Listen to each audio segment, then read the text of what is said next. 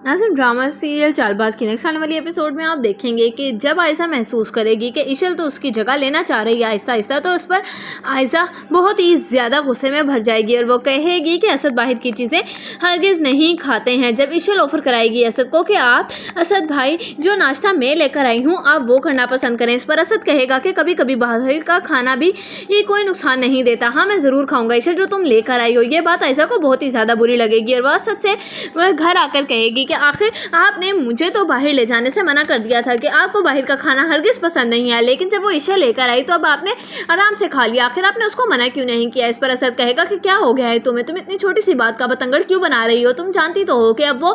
हमारे घर का होने वाला फर्द है, अब मैं उसको इस तरह से मना करता तो अच्छा तो नहीं लगता ना। और रही बात तुम्हारी तो तुम तो मुझे समझती हो क्योंकि तुम मेरी बीवी हो, बस इसीलिए। इस पर कहेगी आयशा कि हाँ मैं आपकी बीवी हूँ, इसीलिए बस मैं आपकी हर जायज़ नाजायज़ बात को चुपचाप सहती रहूँ, है ना असद, यही मेरी ज़िंदगी रह गई है। इस पर असद कहेगा कि तुम मुझे क्यों परेशान कर रही हो।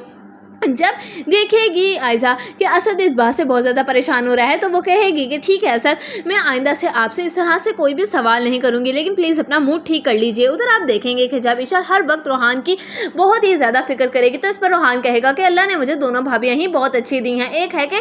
देखो वो मेरे पास से ही नहीं हिल रही और दूसरी को भी मेरा ख्याल बहुत ही ज़्यादा है। उधर आप देखेंगे कि आयशा अच्छा नंबर बनाने के लिए कहेगी कि मुझे रोहान तुम्हें जाने की इजाज़त देनी ही नहीं चाहिए थी, आइंदा से तुम कहीं पर भी नहीं जाओगे, मुझे लगा था कि शायद तुम पे असद ज़बरदस्ती कर रहे हैं और तुम्हें